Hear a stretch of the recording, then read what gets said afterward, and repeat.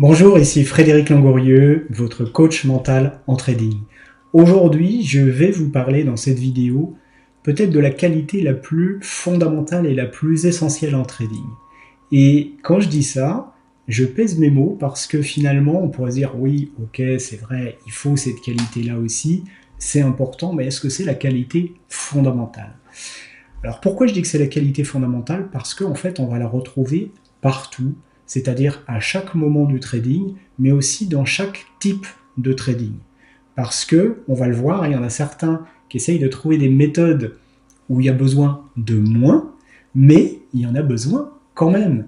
Et c'est pas parce qu'il y a besoin de moins qu'elle n'est pas aussi essentielle. Alors, c'est quoi cette fameuse qualité essentielle qui est aujourd'hui en plus, je dirais peut-être dans notre monde, un petit peu en perdition par rapport à cette qualité. Et c'est quelque chose justement dans notre monde qu'on développe pas, mais pas du tout en général. Et c'est peut-être pour ça aujourd'hui que ça pose autant de problèmes et que c'est autant une qualité essentielle.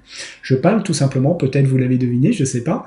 Si vous l'avez deviné, mettez-le tout simplement dans le commentaire. Ah, évidemment, ne trichez pas avant que je le dise, mais mettez effectivement ce que vous pensez dans le commentaire. Voilà, je vous laisse juste un moment pour le mettre.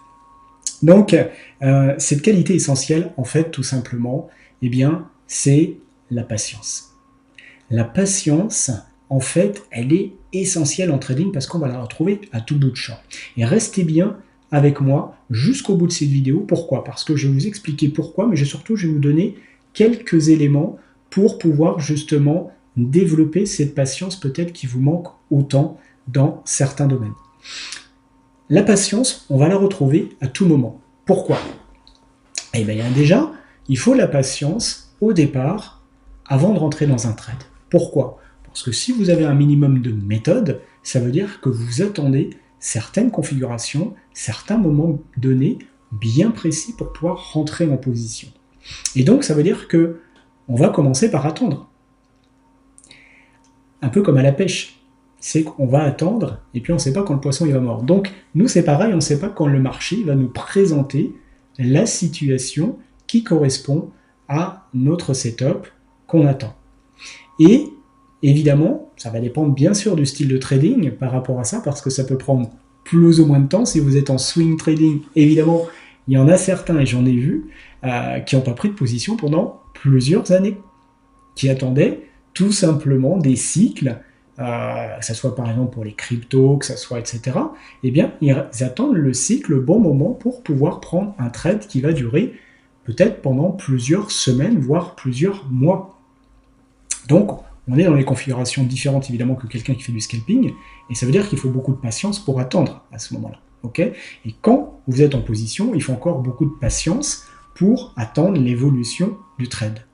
Alors vous allez me dire, moi c'est pas grave, je fais du scalping, je m'en fous.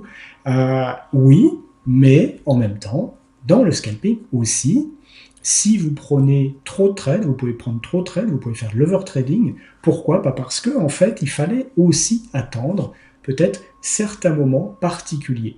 Évidemment, quand on est en position, on n'a pas en général beaucoup à attendre quand on est en scalping. D'ailleurs, les gens qui sont souvent en scalping, parfois même, ils ont du mal à attendre le peu de secondes qu'il y a à attendre, et parfois, dès que ça décolle pas, eh bien, sortent aussitôt. Pourquoi pas? Mais en même temps, c'est juste une façon de pallier au problème de ne pas avoir la patience, peut-être d'attendre que tout simplement le trade se construise et déroule. Parfois, ça arrive, ça part pas tout de suite non plus, mais s'il n'y a pas de signe particulier qui indique qu'il faut sortir, alors peut-être qu'il n'y a pas besoin de sortir. Mais c'est juste l'impatience qui fait que, ou la peur peut-être, qui fait que à ce moment-là vous sortez. Donc, il faut attendre avant, il faut attendre pendant. Et puis, dès qu'on a fini, eh bien, il va falloir attendre une nouvelle occasion.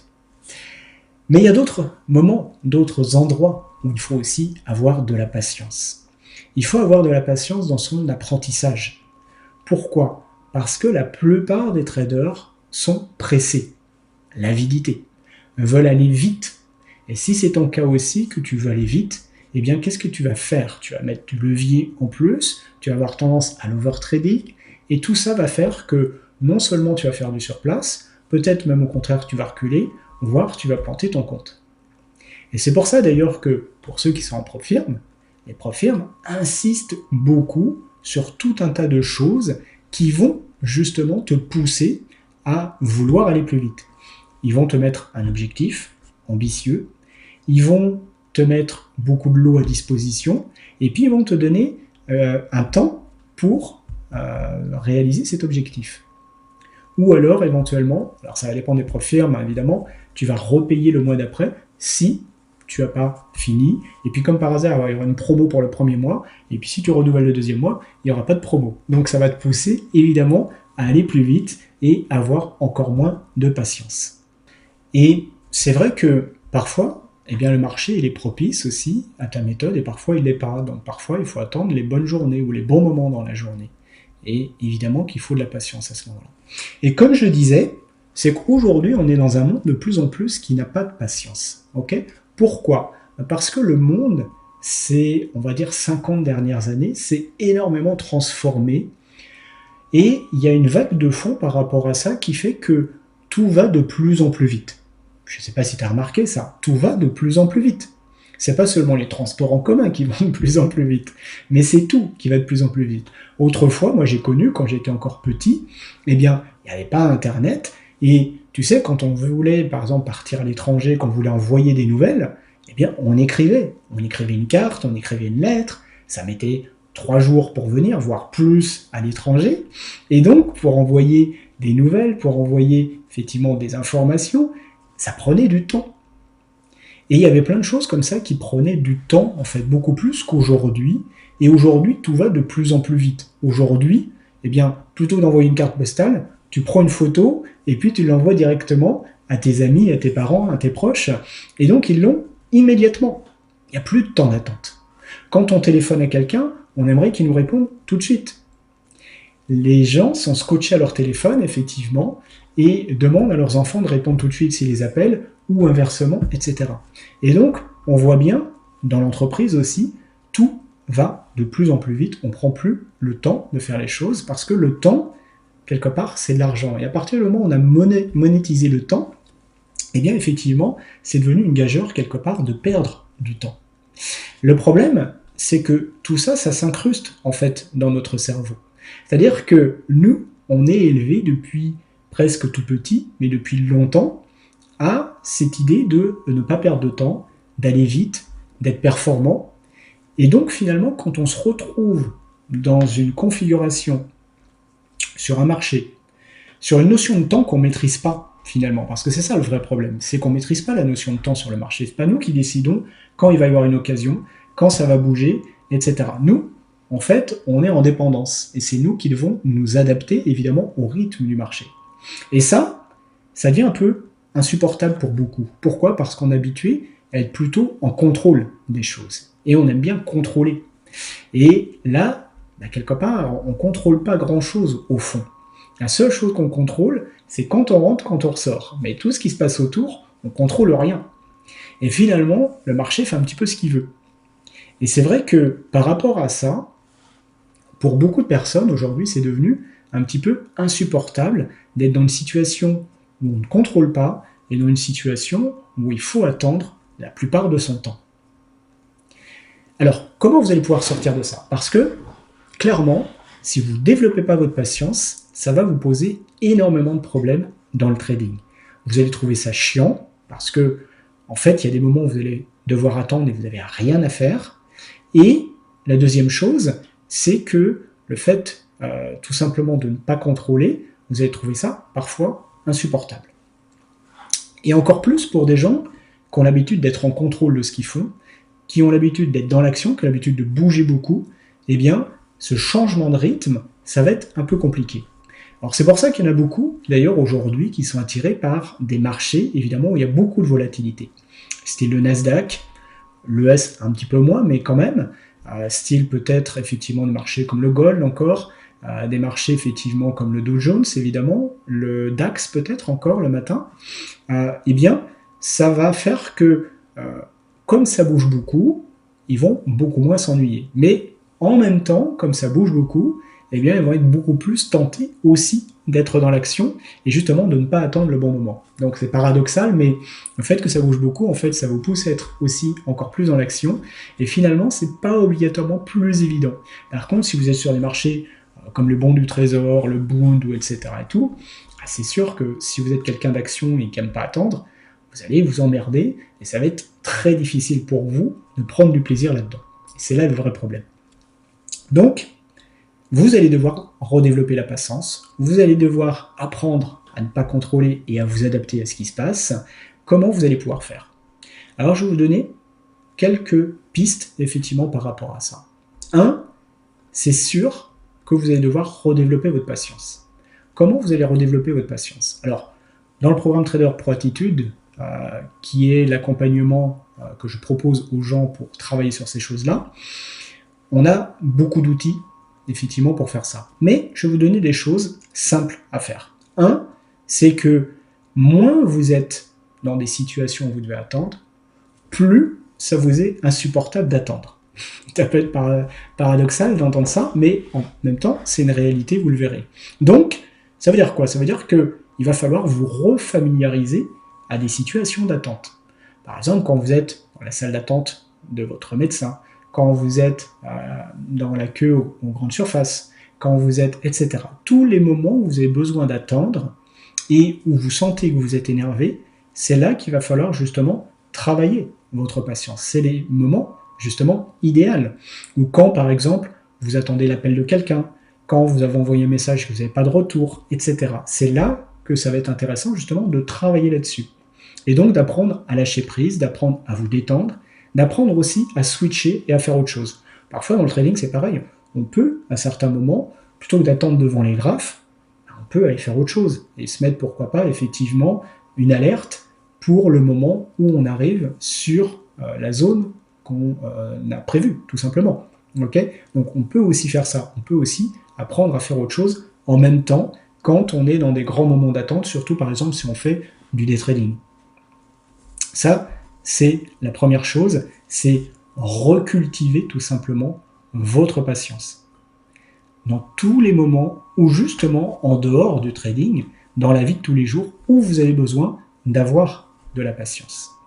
La deuxième chose, c'est que prenez conscience que le trading, c'est un métier et que ça ne s'en prend pas ni en 15 jours, ni en 3 mois, et qu'il va vous falloir des années pour tout simplement être bon, même je dirais juste savoir faire.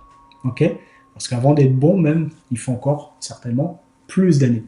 Et gardez en tête que n'importe quel métier, je ne sais pas quel métier vous faites, mais évidemment, chacun d'entre vous, à travers le métier que vous faites, pensez-y, est-ce que c'est quelque chose que vous avez appris en 15 jours, en 3 semaines? Si c'est un métier un minimum sophistiqué, ça met des années pour devenir bon. Au départ, 6 mois, la première année, on apprend, c'est le b.a.-ba. Puis la deuxième année, on commence à savoir faire, la troisième année, on commence à être un peu meilleur, etc.